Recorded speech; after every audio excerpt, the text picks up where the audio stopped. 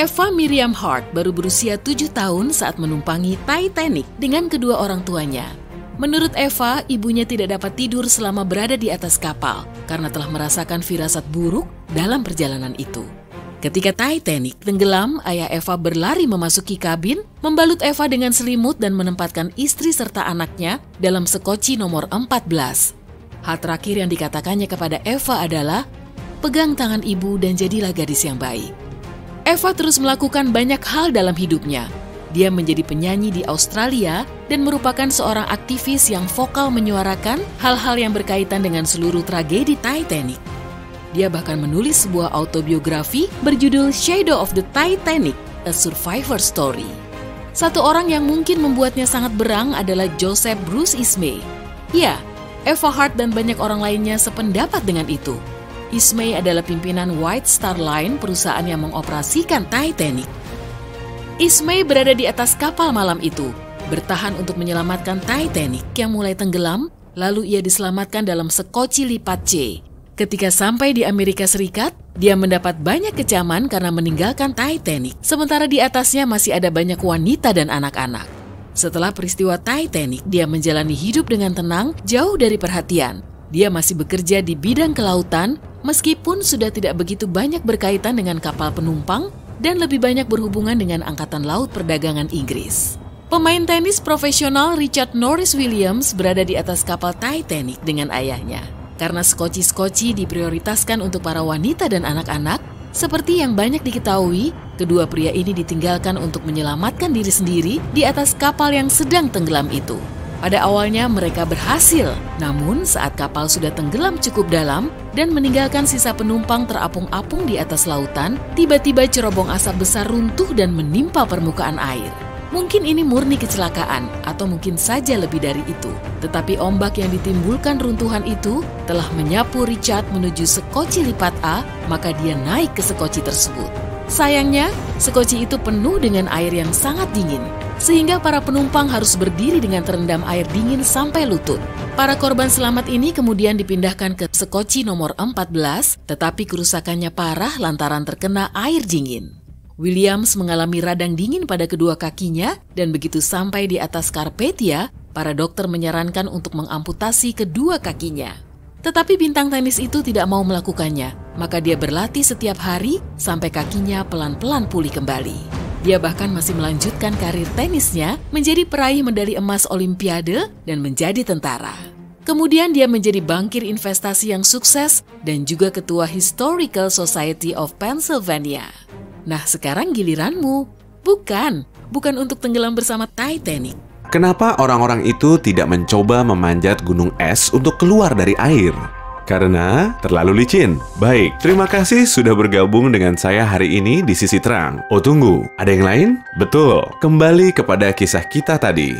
Pada awalnya, memanjat gunung es tampak seperti solusi mudah. Tetapi setelah saya cermati, saya dapatkan masalah logistik menjadikannya lebih seperti mimpi buruk yang beku daripada skoci penyelamat yang amat dingin. Mimpi buruk yang beku. Adakah orang lain yang tiba-tiba ingin melihat Elsa bertarung melawan Freddy Krueger? Tak seorang pun yang memikirkan ide itu. Rasanya, saya baru saja mendapatkan tiket ke Hollywood. Sementara itu, mari kita bahas mengenai lereng. Lereng es lebih tepatnya. Mungkin kamu tidak butuh saya untuk menyampaikan bahwa gunung es itu bukanlah sekedar sebongkah es batu raksasa di lautan. Tetapi penting untuk membedakan antara es terapung dengan gunung es. Kita simpan pertunjukan Ice Capades buat kesempatan lain. Es terapung adalah sekeping es datar yang ditemukan terhanyut di lautan. Seperti gunung es terapung merupakan hasil pecahan es Arktik yang memisahkan diri dari beting es yang lebih besar. Tapi hanya itu saja kemiripannya. Es terapung itu rendah, datar, dan relatif dangkal, sedangkan gunung es sama sekali tidak seperti itu. Mungkin kamu pernah mendengar ungkapan puncak gunung es. Nah, puncak dari air beku yang kamu tahu dan takuti hanyalah sebagian kecil dari masa gunung es. Bagian terbesar dari gunung es terdapat di bawah air, dan bagian inilah yang paling berbahaya bagi kapal yang lewat. Menabrak bongkahan raksasa apapun bukan merupakan hal yang baik, tetapi bila kerusakan berada di bawah air, situasi akan sangat cepat memburuk. Es terapung dapat berbahaya, tetapi masalahnya adalah sebuah kapal mungkin akan tergencet dan hancur di antara dua es terapung, bukannya langsung tenggelam. Hal ini benar-benar dimungkinkan bila berada di dekat atau di dalam lingkaran Arktik. Titanic mungkin memang berada di Laut Atlantik Utara, tetapi tidak terlalu jauh ke utara. Tidak, Titanic menabrak sebuah gunung es. Dan jika kamu perhatikan gambar gunung es manapun, kamu akan melihat bahwa gunung es bisa cukup curam. Tentu, sebagian mungkin dapat diukur, tetapi yang lain tidak lebih dari sekedar tebing es terjal yang bergigi. Skenario terbaik, hal ini akan seperti mendaki gunung. Yang terburuk, mendaki lereng tebing membeku. Ada beberapa gambar yang dimaksudkan untuk menunjukkan gunung es yang menyebabkan tenggelamnya Titanic. Tetapi kemungkinan besar penyebabnya adalah yang satu ini. Saya tidak tahu dengan pendapat kalian, tetapi bagi saya tidak nampak seperti pendakian yang mudah. Bayangkan, mencoba melakukannya dalam gelap hanya dengan menggunakan kedua tangan dan mungkin seutas tali, dan dikelilingi oleh lebih dari 1.000 orang yang bingung dan kedinginan. Dan jangan sekejap pun membayangkan akan adanya evakuasi yang tertib. Ingat, ketika kurangnya pelampung adalah masalah besar bagi Titanic, masalah yang lebih besar lagi adalah fakta bahwa lebih dari separuhnya dibiarkan tidak terisi penuh. Jadi, akan seperti apa skenario kecelakaan kapal Titanic modern? Kecelakaan yang terjadi pada Costa Concordia di tahun 2012 mungkin bisa jadi contoh yang pas.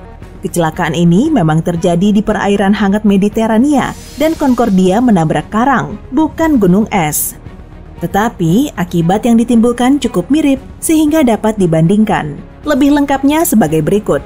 Kapal layar asal Italia ini melewati perairan di dekat Pulau Giglio saat bertabrakan dengan tepi dataran tinggi bawah laut. Karena sangat yakin bahwa dia mengetahui jalur ini dengan baik, kapten kapal menonaktifkan alarm tabrakan dari sistem navigasi Costa Concordia. Kemudian terbongkar beberapa kesalahan yang terjadi di dalam kapal tersebut, salah satunya kehadiran kekasih kapten di dalam kapal.